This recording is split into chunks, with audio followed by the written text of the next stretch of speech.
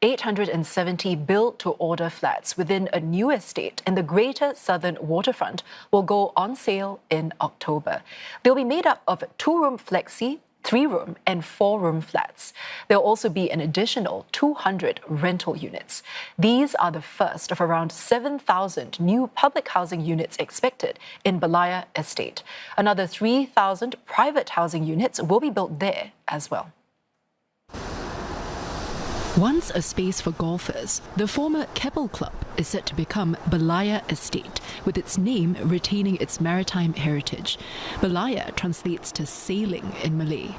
The estate will house around 7,000 new public housing flats offering waterfront living.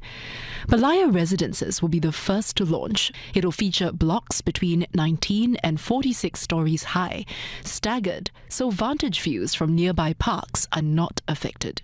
It's part of Berlayar Estate and is between Labrador Park and Telok Blangah MRT stations. Residents will benefit from Berlayar's central location and connectivity. Most homes will be within a 10-minute walk from an MRT station. And as a car-light estate, residents will also be able to get around easily by walking and cycling with trails through parks and open spaces. This is on top of the vibrant mix of amenities that will be available within the estate, from supermarkets and eating houses to preschools, clinics, and community spaces. Mr. Chi launched plans for the estate at the HDB Awards dinner. He adds that nature will remain a key feature. A fifth of the car-light estate will be dedicated to green spaces. These spaces will include 4 corridors to allow wildlife to move more easily between the southern ridges and Labrador Nature Reserve. A hill with mature trees, an important stop for migratory birds, has also been retained. Berlayar is just one of the many new developments to come.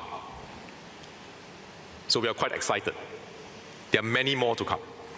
As we build more quality homes, including homes in attractive locations, we will keep these flats affordable and accessible so that Singaporeans at every life stage can find a home that meets their needs.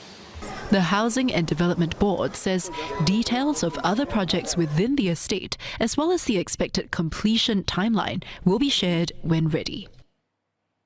And for more, we're joined by Professor Sing Tian Fu, who is Provost Chair Professor at the Department of Real Estate at NUS Business School. Prof, welcome to the studio.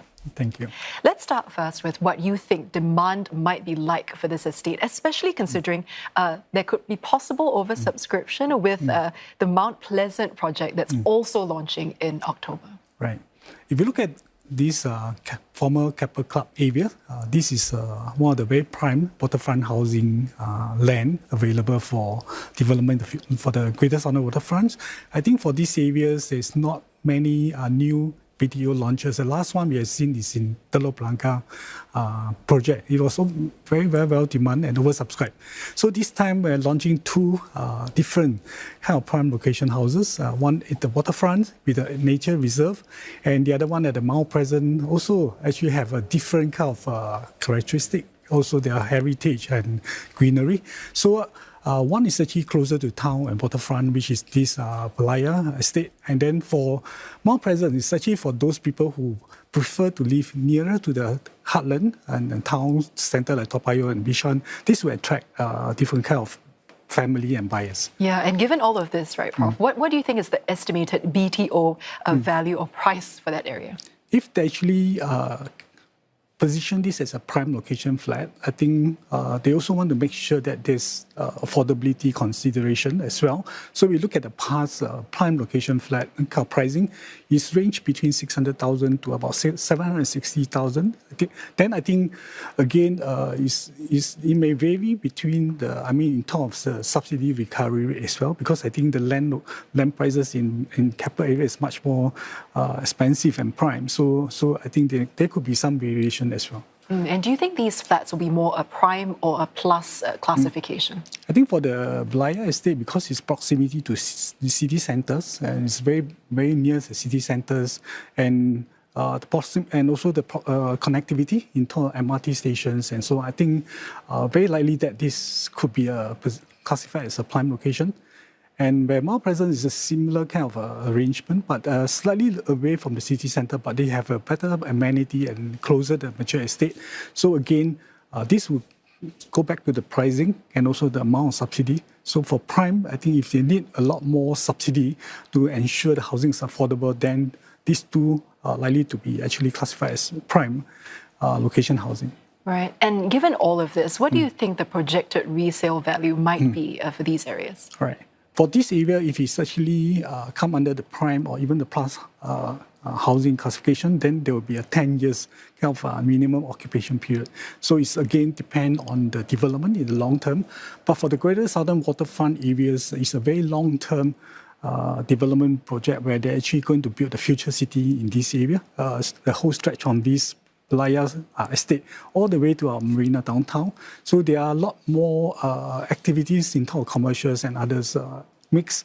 Where Mount Pleasant is more like heartland developments. I think already quite mature. We have a good school. There are a lot of good schools in this area and much more dense in terms of housing estate. So both will actually command a good price in the resale market in the long term.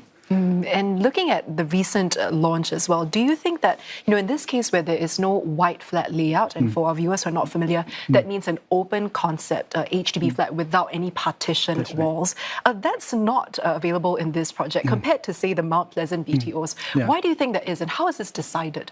Yeah, the white flat concept is quite new. So they experimented in Crawford High. I think the response was actually quite good. It's actually 4 in 10 of the family actually opted for this white flat.